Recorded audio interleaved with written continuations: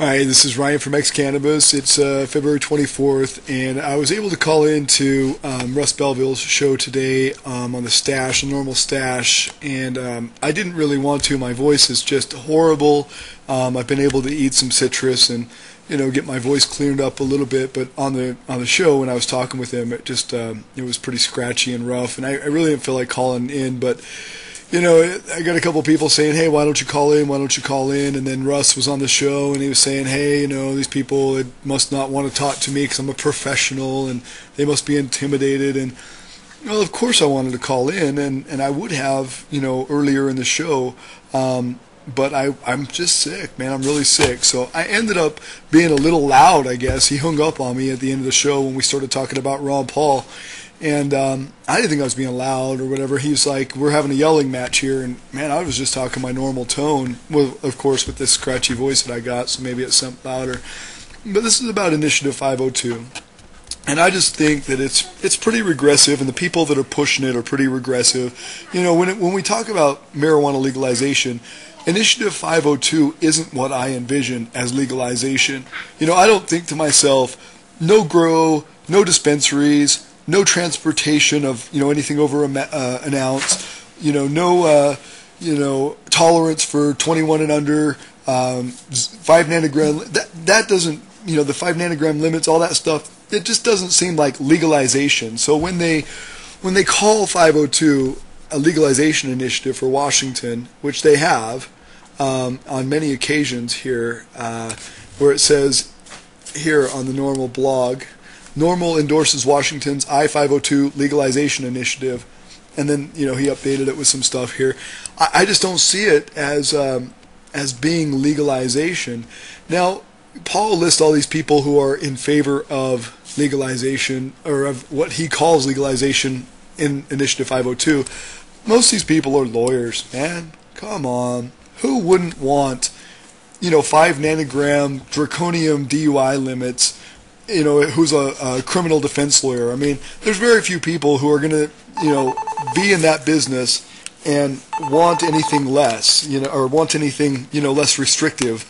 I mean, if they can find an avenue to make more money, why not? Of course they're going to endorse it. I don't know all these people personally, but, when Doug Hyatt, in fact, another lawyer, which I've had some problems, supporting just because of some of his politics, but, when Doug Hyatt called SB 5073 the lawyer retirement plan, every initiative that's came out that has these regressive laws in them, like these DUID limits, that's what I've labeled them as, the lawyer retirement plan. And Allison Holcomb, the main proponent, which, she's in the ACLU, neither Allison Holcomb or the ACLU supported any of the other Washington initiatives for full legalization that had hundreds of thousands of signatures with no major donors, just a bunch of passionate people out there collecting signatures, and the ACLU didn't back them, and NORML, mentioned them a few times, didn't really back them. And, if NORML would just stay consistent and say, hey, we want legalization, and that's what we're going to fight for. And if they did, I would have no problem supporting them. But when they get behind things like Initiative 502, and they won't get it, behind things like Initiative 1149 or Initiative 1068, or any of these others that are out and about, the Washington State Safe Cannabis Act, I believe, is the other one. When they give so much more credit to the regressive laws and the ones that put people, patients, and otherwise in harm's way, that's what I have a problem with. And I told Russ on the show today, I hope he gets to re-air the show because it was a really good show. It was a really good, conversation, and I've been wanting to have this with Russ for a long time. But, I was like, when I first started supporting NORML, when I even got interested in NORML, before I had ever heard of them, I had never heard of NORML. I know they say they've been around since 70-something, I think it was 1970, and they have, and thank God they have, because somebody's out there saying this, and broadcasting and, working towards legalization. I'm really glad that they've been out there doing this. I hadn't heard of them. NORML? Who? What? I had never heard of them.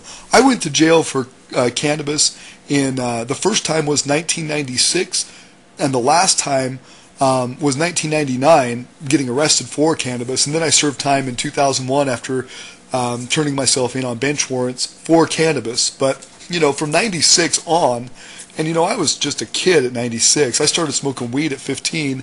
I started getting arrested for weed when I was 17.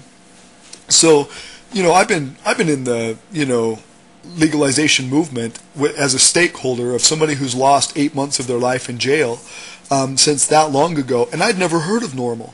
First time I heard of NORML was when I was looking up stuff on Ron Paul during the 2007 campaign for president, and I heard this. Maybe it was 2007, and so yeah, I heard this interview from years and years before, you know, with NORML and Ron Paul. In fact, it's right here. I've got it so you can listen to it, and I'll play this at the end. This was May 24th, 2007, and you know, this was who was this? Was this? I can't remember if it was Chris Conrad or who this was that was interviewing him. But anyway, this is what turned me on to NORML, was when they supported Ron Paul. And now I don't hear anything about Ron Paul at NORML. You know, now that Russ is there, I hear very little about Ron Paul. And when Russ hung up on me today, and I thought it was a pretty polite conversation, honestly, but when Russ hung up on me today, it was because we started talking about Ron Paul. And I was like, you know, if people stay consistent and look at Ron Paul, you know, they may not start off with a big base of support, but they eventually grow and get bigger and get more support. And that's what Ron Paul has done. If we look at the 2008 election and we look at the 2012 election, Ron Paul's support has quadrupled, literally quadrupled, and he is in second place with delegates right now in the, you know, Republican nomination. He could easily still win it. Now, he may not because, you know, like in Massachusetts, I believe, or I'm sorry, Maine, they shut down like 4 of the caucuses, which he had won. They actually showed that he had won. He had like 127 of the votes, and the next runner-up had 80-something, which was Mitt Romney.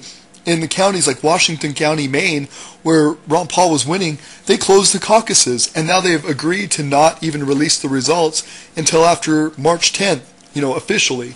But they have released some of these results, and in Washington County, Ron Paul won. So he's picking up all these delegates when they don't cheat him out of those delegates. But if he was getting all these delegates that he should be getting, he would probably get the nomination. It's very likely that he would.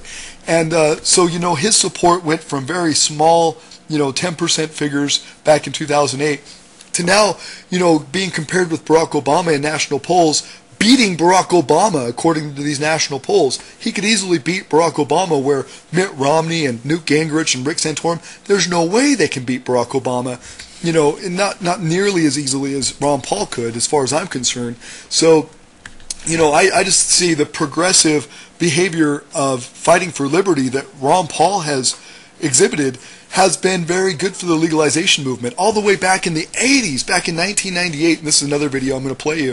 In fact, I'm going to play you that now because at the end of the interview, at the end of the discussion with Russ, he was like, well, you know, that's not Ron Paul's main thing. Cannabis legalization is just kind of a sideshow for him.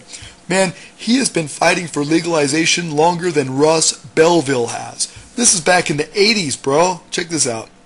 I guess the most controversial stand which libertarians have now is on drugs. You probably get a lot of criticism because you want to legalize drugs, right? But I think the most controversial thing about the whole drug problem is zero tolerance. I think that's what's controversial, this idea that we have no privacy. There's no financial privacy or privacy in our home because the Drug Enforcement Agency can break our doors down looking for a cigarette butt. They confiscate cars and boats, and houses are bulldozed down, all in the name of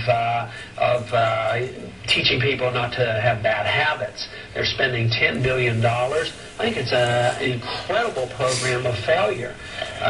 So the controversy is really in the hands of the government, Democrats and Republicans, who are saying the same thing, and each party tries to outdo the other, and they're absolutely obsessed with this.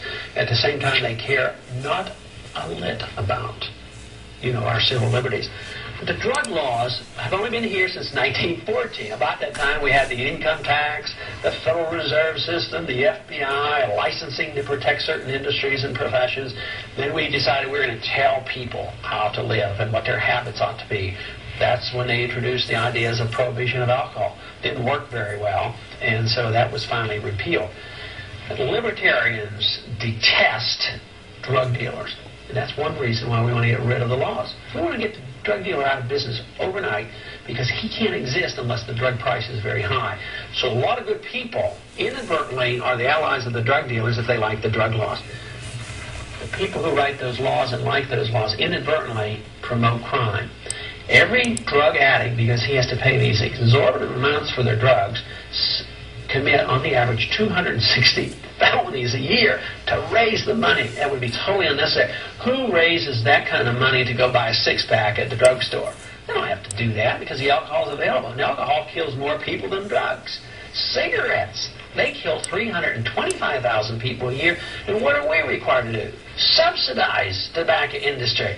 I mean, if people want to really do good, let's just quit subsidizing tobacco, get the government out of the sale of alcohol, and go that way. But the crime rate would go down, the drug dealers would be out of business. I think the kids wouldn't be as exposed either. It's pretty hard to tell a kid that's just dropped out of a public school where he was totally bored and he's on the street corner, he decides he wants a job and buy a car. Talk him into working at McDonald's for $4 an hour when he can make $400 a day doing a little work for the local drug merchant. There's no way. He's tempted and he yields to the temptation. So we literally set the stage by these drug laws to get more kids involved, and I think that's horrible. I think the kids they certainly deserve some protection. We deserve at least to create an environment where they're not so likely to be forced into the drug trade. Now, that was Ron Paul. I believe that was in 1986 or 1988. If I remember right, it was probably more likely 1988. You know, a lot of us, like myself and Russ Belville, we were just kids back then. You know, we weren't fighting for drug legalization in 1988. And, you know, that's what impressed me about the interview with Ron Paul in NORML. And I'm going to play you that right now. There's two parts to it. It's about 12 minutes. But this is, you know, we got to get back to libertarian principles. And that's why, you know, Ron Paul's main platform isn't drug legalization. Ron Paul's main platform is liberty. And if you're not fighting for liberty, if you're fighting for socialism, and I hear a lot of that kind of stuff in the legalization movement. Oh, we need the government to take care of us from, you know, cradle to grave. We need this, we need that from the government. The government needs to intervene. You know, and a lot of these people are socialists, and that's why they're not, you know, all in favor of Ron Paul. Ron Paul just wants us to live our own lives without the government interfering. And I believe in that. I always have. Ever since my dad was a Democrat, a union member, and all that, I was still a conservative, Republican swaying person because I believed in liberty, I believed in fiscal responsibility, and I believed in getting the government out of our lives. And now there's a difference between the Ron Paul type of Republican and the neoconservative type of Republican. I've never been a neoconservative type of Republican. I've been a Barry Goldwater type of Republican. I've been a, you know, Ron Paul type of Republican. But you know, I think these neocons have it wrong, and I think these social democrats have it wrong. I think Ron Paul, you know, Gary Johnson, and a lot of these other libertarian people have it right because they want to get the government out of our lives. So, you know, that's why I support Ron Paul, and I'm surprised that NORML isn't backing somebody who could easily get the Republican nomination more stringently than they are. I mean, if Ron Paul got the government's, or got the neocons and the conservatives and the Republican Party behind him, that's a game changer for legalization. You know, we can't just exclude Christians and Republicans from the legalization movement. If we do, we'll never get it legalized. We have to introduce those people and welcome them and have them join us. Because without their support, you know, that's a good portion of our country. That's at least half of us. And without the majority, it's going to be very difficult to get legalization to, you know, go through again. Another person who I'm very impressed with, who I'm very happy with, who started before NORML did, was Timothy Leary. Dr. Timothy Leary legalized marijuana single-handedly, without a big group, without a big PAC, without a big lobbyist, you know, foundation, without a whole bunch of lawyers. Timothy Leary fought, you know, prohibition, on the constitutionality of prohibition, and won, and all of marijuana was legalized for everybody in this country for a full year before, you know, the whole bullshit with the Controlled Substances Act. So, you know, liberty is the key here. It's not drugs. It's not marijuana. The key isn't the, you know, small, you know, type of change that we want to work for, we have to work for the whole thing, the big picture. If we're not looking for liberty across the board, then we're never going to get it. We're looking for liberty. That's what Ron Paul supports. That's what I support. And I'm glad that I was able to mention that on Russ's show before he hung up on me. But here's a good interview with NORML and Ron Paul in 2007. And this is when I started supporting NORML. We caught up with Congressman Paul during a busy week in Washington on Tuesday. Good afternoon, Congressman Paul. Welcome back to NORML's Daily Audio Stash today. Good to be with you. And thank you again for taking time to speak with us today, Congressman. First, let's talk about a piece of federal legislation you're co-sponsoring, the Industrial Hemp Farming Act.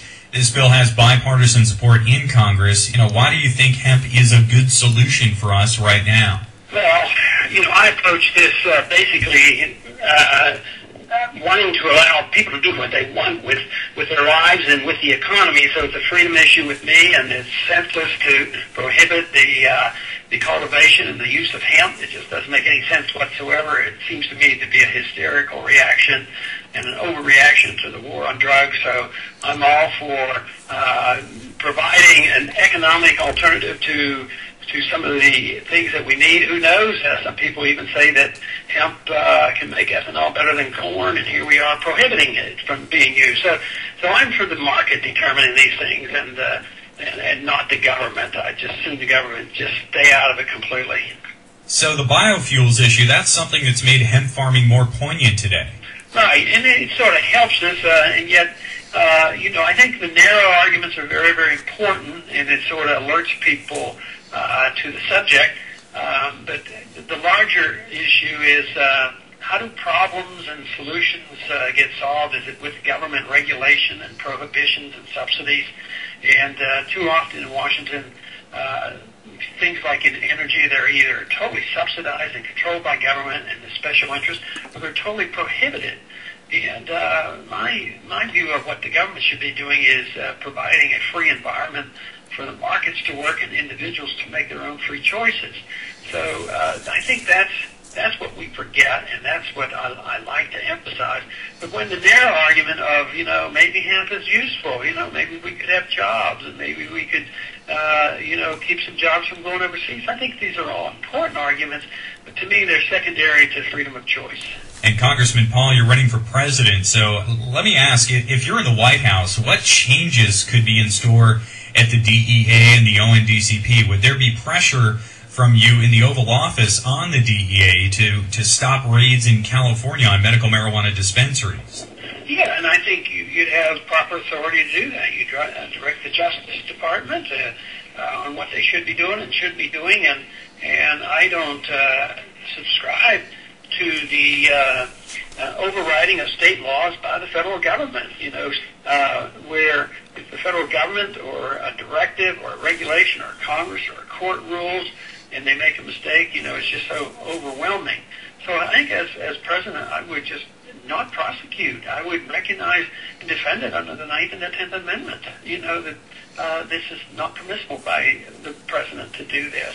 And likewise on some of these laws, the laws I wouldn't sign into effect, and when it's a clear-cut opportunity, they should be challenged in court and work to get them thrown out, in the best manner possible. And Congressman, in regards to medical marijuana, we've seen a tremendous amount of science published on the topic. Would you, as president, have research done on medical marijuana? Well, I wouldn't use taxpayers' money to do any research. I would just get the government out of the way and let people do what they want, and the medical profession should do the research necessary. And I think a lot would have been done by now if we'd have just gotten out of the way. But the prohibition is the worst part. But I don't think government studies are necessary. I think that enough people already know of the benefits, and people should be allowed to make their own choices. If they make a mistake, they suffer the consequences. But it would be a tremendous incentive if they didn't think the government was there to tell them what is bad and what is good. If it's the government to do the research and say, oh, this is good, it's the same principle as the government making a decision and saying it's bad. So I don't particularly want them to do either one. I want the burden of decision making to be placed on the individuals and the communities and the parents and if anything, local government at the very most. But I don't think that studies to find out what's good or bad about any substance is a proper role for the federal government. And Congressman Paul, as someone who's been an outspoken critic of the drug war and our current foreign policy decisions, how much does domestic prohibition play into our foreign policy, do you think, when it comes to military resources and the like? Well, I think it's significant, but it's probably a mixed bag. It requires a military operation, a lot of expenditures. Just think of what's going on in Colombia. We're talking about billions of dollars. But quite frankly, I think that is probably a cop-out. I don't think that's the real issue, though that's what they claim. I think that's the excuse for going in. The drug war is the excuse to go into certain areas for the benefit of maybe oil interests or something else. Same way in Afghanistan, we're over there to get rid of the Taliban and stop these drugs from coming, but maybe it could have more to do with a gas pipeline going through Afghanistan than anything else. But I think they're very much aware of how much money is in the drug war, how much is involved, and I think many governments, including our own CIA, see some benefit to raise money outside the normal circles. And I think the Iran-Contra affair indicated pretty strongly that our CIA was involved in actually using some of this money, drug money. So I wouldn't be surprised if they do this deliberately. But the massive number of people in the country, the voters and the politicians here in Washington, all are easily intimidated, and they easily believe, well, it's the government's responsibility. We have to protect children. We have to protect people against bad things. And they vote that way because they think they're helping. Or even if they are convinced it's not helping, they're convinced they better because they think that they can't possibly ever be elected or re-elected to government if they tell the truth about the drug war. And yet that's one thing that I've been able to overcome, at least up until now. In my district, they know where I stand, and I've always been very clear that the drug war is a lot worse than the drugs themselves. Yet I've also had to convince the people in my district that I don't like drugs. I don't like illegal drugs. I don't even like most legal drugs, and point out that governments too often, and doctors, the medical profession, encourages overuse of prescription drugs, and here we now have our federal government doing mandatory mental. And so that was Ron Paul on the NORML Daily Audio Stash, 5/24/2007, just before Russ Belville took over. And honestly, that's the kind of daily audio stash that I'm into. If they're going to be interviewing people that really fight for liberty, that have been consistent for nearly 30 years on the issue, who have, stood up in Congress and gotten support from neocons and conservatives and Republicans alike for this cause, that's the kind of NORML that I support. I don't support the kind of NORML that, shuns, full freedom or liberty, that welcomes socialism, that welcomes, as I call it, the lawyer retirement plans, that caters to special interests. That's my main issue. Ron Paul has served 12 terms in Congress without catering to any special interest. Ron Paul has stood up and gotten reelected and reelected and reelected in a very conservative state like Texas to, the office of Congress, and has not flexed, has not bent over for special interest, has not succumbed to pressure, has always stood for liberty, and that's what I'm about. And, one thing I thought was funny at the end of this discussion with Russ is this yellow wanna cake person says to me, let's see, here's a video that I put about this from August 2011.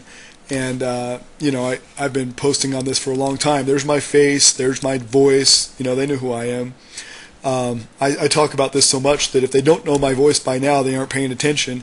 But she says right here, I think if you have this much to say in the comments and then actually take the time to call the live show, you could at least properly identify yourself to the host, so he would have known who he had on the line. Russ, this was your caller. If Russ didn't know that, I've talked to Russ on the stash before. I've called him up I've even sponsored them. I've advertised with the NORML Daily Audio Stash. I think I paid $150 for 1 month of advertising there, which is an insane amount of money. I mean, it's a lot of money for advertising for what little I got out of it. And I did it because I loved, what they were doing. I really believe in what they're doing as far as full legalization is concerned. But, she makes it sound like I'm trying to hide myself. Come on, I've been posting here. Here's my website. If you go to the who is of my website, you can probably even find my address, I think. My phone number is a 425 phone number. Russ was talking about how I'm from California, and then Cannabis Carry says, well, we're from Oregon.